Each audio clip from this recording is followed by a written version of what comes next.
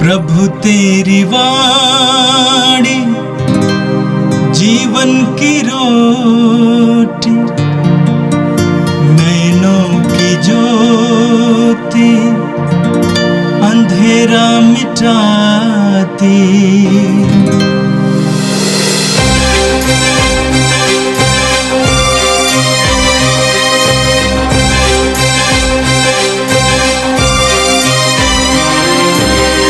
प्रभु तेरी वाणी जीवन की रोटी, नैनों की ज्योति अंधेरा मिटाती। प्रभु तेरी वाणी जीवन की रोटी, नैनों की ज्योति अंधेरा मिटाती। वाणी वाणी वाणी वाणी वाणी पवित्र है, शाश्वत है, जीवन का मन्ना है।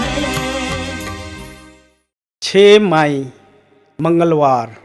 पहला पाठ प्रेरित चरित अध्याय 7 पद संख्या 51 से 60, अध्याय 8 पद संख्या 1। हठ धर्मियों, आप लोग ना तो सुनना चाहते हैं और ना समझना।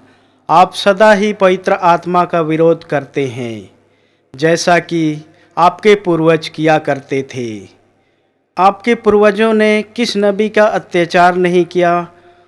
उन्होंने उन लोगों का वध किया जो धर्मात्मा के आगमन का भविष्यवाणी करते थे। आप लोगों को स्वर्गदूतों के माध्यम से संहिता प्राप्त हुई, किंतु आपने इसका पालन नहीं किया और अब आप उस धर्मात्मा के विश्वासघाती तथा हत्यारे बन गए हैं। वे स्तेफनुस की बातें सुनकर आग बबूला हो गए और दांत पीसते रहे। स्तेफनुस ने पवित्र आत्मा से पूर्ण होकर स्वर्ग की ओर दृष्टि की और ईश्वर की महिमा को तथा ईश्वर के दाहिने विराजमान ईसा को देखा।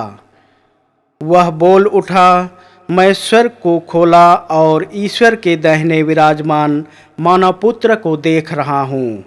इस पर उन्होंने ऊंचे स्वर से चिल्लाकर अपने कान बंद कर दिए। वे सब मिलकर उस पर टूट पड़े और उसे स्वर्ग के बाहर निकालकर उस पर पत्थर मारते रहे। गवाहों ने अपने कपड़े शाऊल नामक नवयुवक के पैरों पर रख दिए। जब लोग स्तेफनुस पर पत्थर मार रहे थे तो उसने यह प्रार्थना की, प्रभु ईसा, मेरी आत्मा को ग्रहण कर। तब वह घुटने टेक कर ऊंचे स्वर से बोला, प्रभु, यह पाप इन पर मत लगा। और यह कहकर उसने प्राण त्याग दिए। शाऊल इस हत्या का समर्थन करता था। उसी दिन यरूशलेम में कलीसिया पर घोर अत्याचार प्रारंभ हुआ। प्रेरितों को छोड़कर सब के सब यहूदिया तथा समारिया के देहातों में बिखर गए। यह प्रभु की वाणी है। संत यूहन के अनुसार पवित्र सुसमाचार अध्याय 6 वाक्य संख्या 30 से लेकर 35 तक। लोगों ने यीशु से कहा, आप हमें कौन सा चमत्कार दिखा सकते हैं जिसे देखकर हम आप में विश्वास करें? आप क्या कर सकते हैं? हमारे पुरखों ने मरुभूमि में मन्ना खाया था, जैसा कि लिखा है, उसने खाने के लिए उन्हें स्वर्ग से रोटी दी। यीशु ने उत्तर दिया, मैं तुम लोगों से कह देता हूं, मूसा ने तुम्हें जो दिया था वह स्वर्ग की रोटी नहीं थी। मेरा पिता तुम्हें स्वर्ग की सच्ची रोटी देता है। ईश्वर की रोटी तो वह है जो स्वर्ग से उतरकर संसार को जीवन प्रदान करती है। लोगों ने यीशु से कहा, प्रभु, आप हमें सदा वही रोटी दिया करें। उन्होंने उत्तर दिया, जीवन की रोटी मैं हूं। जो मेरे पास आता है उसे कभी भूख नहीं लगेगी और जो मुझ में विश्वास करता है उसे कभी प्यास नहीं लगेगी। यह प्रभु का पवित्र सुसमाचार है। ख्रिस्त प्रभु की जय।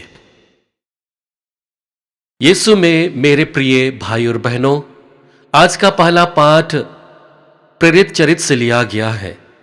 आज के पहले पाठ में हम लोगों ने स्तेफनुस के साक्ष्य के विषय में सुना कि किस प्रकार उसने मसीह में अपने विश्वास को कथनी और करनी में प्रकट किया और लोगों के बीच अपना साक्ष्य दिया। ख्रिस्ती विश्वास को जीना हर एक ख्रिस्ती के लिए चुनौती भरा होता है। यह चुनौती भरा इसलिए होता है क्योंकि हमें अपने ख्रिस्ती विश्वास को जीने के लिए ख्रिस्त पर केंद्रित होकर अपना जीवन को जीना पड़ता है। दूसरी बात है, ख्रिस्ती विश्वास में हमें साहस और धैर्य की अति आवश्यकता होती है। दूसरे शब्दों में हम कह सकते हैं कि ख्रिस्तीय जीवन ख्रिस्त के मूल्यों पर आधारित जीवन होता है। ख्रिस्त के मूल्यों पर आधारित जीवन हमेशा हमारे लिए सांसारिकता से परे और उससे भिन्न होता है। आज के यदि वर्तमान युग को हम देखेंगे तो वो लगातार अपनी ओर हमें आकर्षित करता है। इस चकाचौंध की दुनिया में हम लगभग हर वक्त हर समय परीक्षा देते हैं, एक ऐसी परीक्षा जो लगातार चुनौतीपूर्ण होता है। और उसी चुनौती को समझने के लिए, उस चुनौती का अच्छे से सामना करने के लिए आज के दोनों पाठ के द्वारा हमें एक मौका दिया जा रहा है कि हम अपने ख्रिस्ती विश्वास को और अपने ख्रिस्ती जीवन को कैसे अच्छे से जी सकेंगे। आज के पहले पाठ में देखते हैं कि कैसे संत स्तेफनुस अपने जीवन के द्वारा अपना साक्ष्य लोगों के सामने प्रकट करता है। यदि हम आज के दोनों पाठ को देखेंगे तो दोनों पाठ में विश्वास एक मुख्य विषय वस्तु बनकर उभर कर आता है। हमारे लिए विश्वास अत्यंत आवश्यक है और उस विश्वास को जीने के लिए पवित्र आत्मा का वरदान बहुत ही जरूरी होता है और उसी को हम स्तेफनुस के जीवन में भी देखते हैं। तो चलिए आज के हमारे मनन चिंतन के लिए हम अपने जीवन पर आधारित ख्रिस्ती विश्वास पर मनन चिंतन करने की कोशिश करेंगे।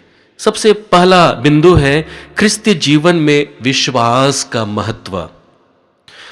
विश्वास हमारे जीवन में साहस और धैर्य को लेकर के आता है और विश्वास ही हमारे जीवन को अच्छे से जीने में सहायक सिद्ध होता है। यदि किसी विश्वासी में यदि विश्वास नहीं है तो उसका जीवन खोखला है, उसका जीवन उद्देश्य विहीन है, उसके जीवन में कोई भी उद्देश्य नहीं रह जाता है। हर एक विश्वासी के लिए विश्वास का होना अत्यंत आवश्यक है और उस विश्वास को अपने जीवन में प्रकट करने के लिए हमारे लिए पवित्र आत्मा एक सहायक सिद्ध होते हैं।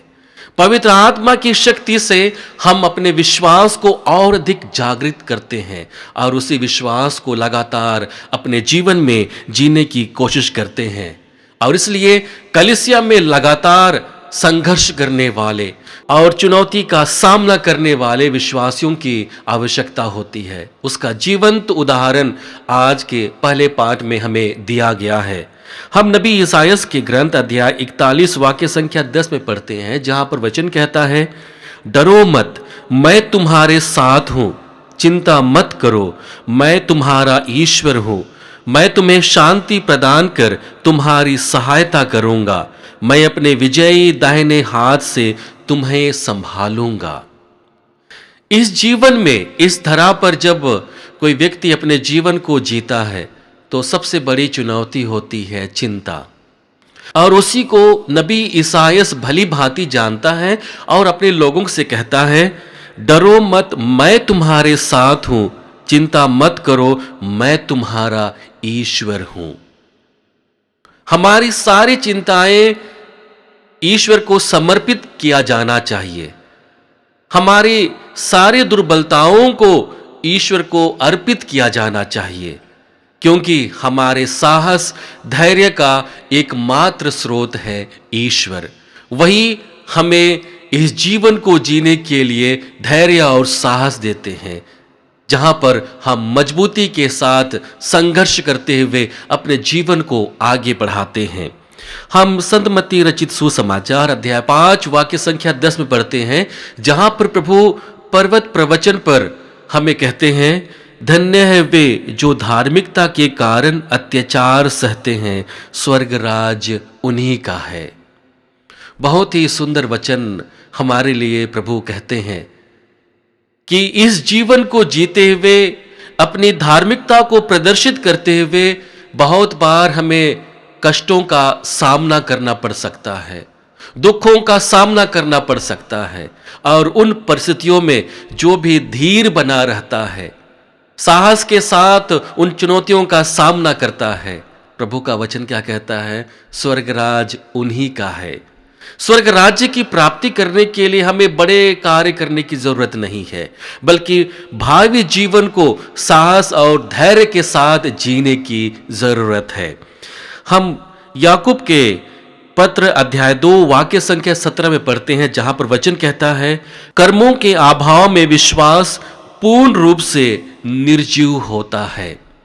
यहां पर संत याकूब यह स्पष्ट कर देते हैं कि यदि किसी व्यक्ति के जीवन में कर्म नहीं है, जो उसके विश्वास से निहित होता है, समाहित होता है, तो वह विश्वास सूखी डाली की भांति है, वह निर्जीव है, उसमें कोई भी जीवन संभव नहीं है। यह विश्वास ही है जो हर एक ख्रिस्तीय को सजीव बनाता है, जीवन के लिए हमेशा तैयार रखता है कि हम प्रभु में अपने विश्वास को प्रकट करते हुए अपने जीवन को सजीव बनाए रखें। दूसरी महत्वपूर्ण बात है, हमें आत्मा से संचालित जीवन को जीना है। संत स्तेफनुस पवित्र आत्मा से परिपूर्ण होकर लोगों के सामने, शास्त्रियों और नेताओं के सामने मसीह के विषय में साक्ष्य देते हैं, और वही आत्मा उसे बोलने के लिए शक्ति प्रदान करता है, और उसी शक्ति से परिपूर्ण होकर वह शब्दों के साथ साथ अपने कर्म के द्वारा लोगों के सामने अपने साक्ष्य को रख सकता है, रख पाता है।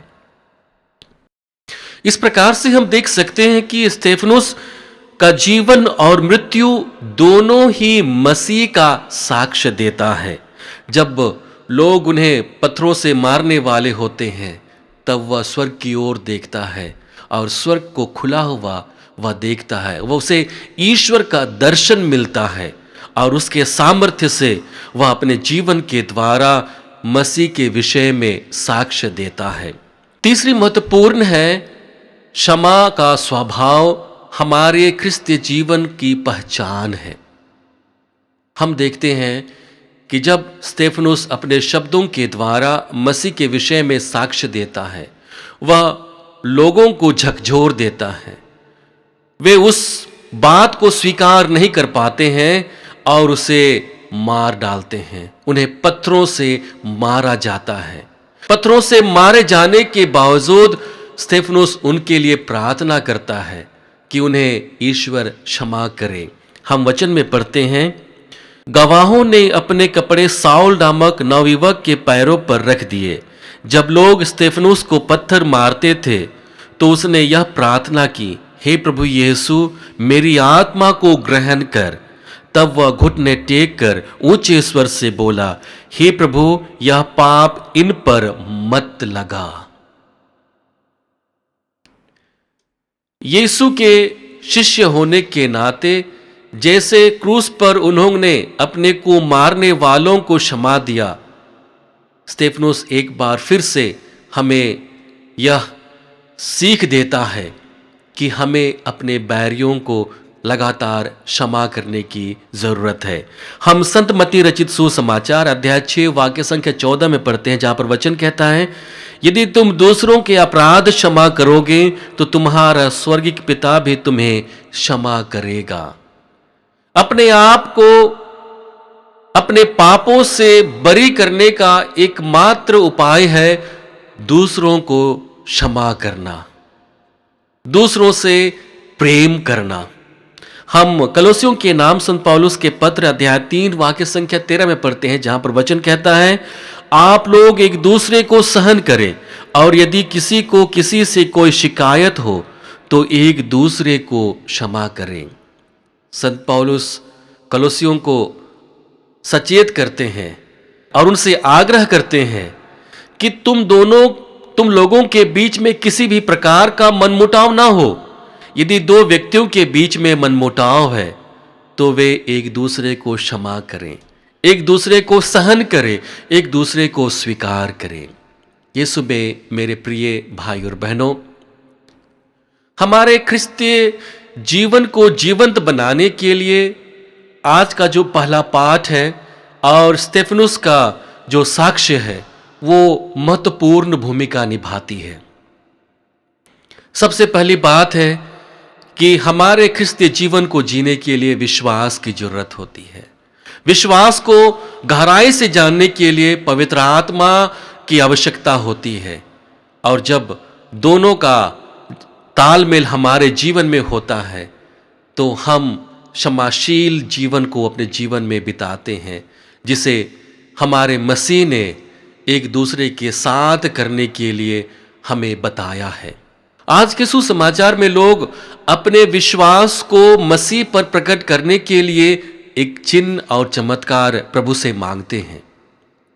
विश्वास को प्रकट करने के लिए उन्हें चमत्कार की आवश्यकता होती है, लेकिन प्रभु उन्हें दो मुख्य बातों पर गौर करने के लिए मौका देते हैं। पहली बात है, ईश्वर केवल शारीरिक नहीं आत्मिक भूख भी मिटाता है। लोग चमत्कार देखकर अपने जीवन के द्वारा अपने विश्वास को प्रभु में प्रकट करने की कोशिश करते हैं, लेकिन यहां पर प्रभु यीशु अपने जीवन के द्वारा एक जीवनदायी योजना को लोगों के सामने प्रकट करता है। लोग उनसे चमत्कार मांगते हैं क्योंकि उनके पूर्वजों ने मरुभूमि में मन्ना खाया था। एक ऐसा उदाहरण देते हैं कि जिस प्रकार से हमारे पूर्वजों ने मरुभूमि में मन्ना खाया था और वह खाना खाने के बाद लोग ईश्वर में विश्वास करने लगे, आप भी हमारे सामने एक ऐसा चमत्कार दिखाइए ताकि हम भी आप में विश्वास करने लगे। यहां पर प्रभु यीशु न केवल उनकी शारीरिक भूख को मिटाने की बात करता है, बल्कि उनकी आत्मिक भूख को भी संतुष्ट करने की बात को करते हुए कहता है कि वह जीवनदायी रोटी है। हम संत मत्ती रचित सुसमाचार अध्याय 4 वाक्य संख्या 4 में पढ़ते हैं, जहां पर प्रभु शैतान को परीक्षा देते हुए कहता है, मनुष्य रोटी से ही नहीं जीता, वह ईश्वर के मुख से निकलने वाले हर एक शब्द से जीता है। यह अपने आध्यात्मिक उत्थान को प्रभु में प्रकट करने का एक सच्चा स्वरूप है, जहां पर हम न केवल अपने शारीरिक भूख के लिए चिंतित रहते हैं, बल्कि अपनी आध्यात्मिक उत्थान के लिए भी हम चिंतित रहते हैं। और इस कथन के साथ प्रभु यीशु भौतिकता से आध्यात्मिक उन्नति की ओर लोगों की सोच को अग्रसर करते हैं, और वही सोच हमारे जीवन में लगातार बढ़ते रहना चाहिए। दूसरी बात है, प्रभु यीशु कहते हैं, स्वर्ग से उतरी हुई जीवंत रोटी मैं हूं। यह एक ऐसी रोटी है जो हमें जीवन से परिपूर्ण कर देता है। इसका एक गहरा आध्यात्मिक अर्थ है। यीशु केवल एक शिक्षक या चमत्कारी पुरुष नहीं है, वे जीवन को देने वाले स्रोत हैं, जिनसे लगातार जीवन हमारे लिए पनपते रहता है, आगे बढ़ाते रहता है। हम संत यूहन्ना रचित सुसमाचार अध्याय 14 वाक्य संख्या 6 में पढ़ते हैं, जहां पर वचन कहता है, मार्ग सत्य और जीवन मैं हूं। हम यूहन्ना के सुसमाचार अध्याय 4 वाक्य संख्या 14 में पढ़ते हैं, जहां पर प्रभु कहते हैं, जो मेरा दिया हुआ जल पीता है उसे कभी प्यास नहीं लगेगी। जो जल मैं उसे प्रदान करूंगा वह उसमें वह स्रोत बन जाएगा जो अनंत जीवन के लिए उमड़ता रहता है। यीशु हमारे जीवन का सच्चा भोजन है। यीशु हमारे जीवन का सच्चा पेय है। और जब हम उसकी गहराई को समझने लगते हैं, उसकी आध्यात्मिकता को समझने लगते हैं, हमारा रिश्ता प्रभु के साथ उतना ही गहरा बनते जाता है। हम अपने ख्रिस्तीय विश्वास को और अधिक गहराई से समझने लगते हैं। और यही वह समय होता है जब हम ना केवल अपने शब्द के द्वारा बल्कि अपने कर्म के द्वारा भी मसीह और ईश्वर के विषय में लोगों के सामने साक्ष्य देते हैं। यीशु में मेरे प्रिय भाई और बहनों, ख्रिस्तीय जीवन, जैसा कि मैंने पहले कहा था, लगातार चुनौतियों से भरा हुआ होता है। हमें चाहिए कि हम अपने जीवन में विश्वास को लेकर के आएं, ऐसा विश्वास जो हमें जीवनदायी प्रभु से जुड़ने के लिए मौका देता है, ऐसे प्रभु से जुड़ने के लिए मौका देता है जो लगातार हमारे जीवन को जीवन से परिपूर्ण करता है। हमें जरूरत है कि हम लगातार प्रभु के सामने आएं, प्रभु के लिए अपने जीवन को लगातार समर्पित करें, स्तेफनुस की भांति, कर्म के द्वारा और अपने शब्दों के द्वारा।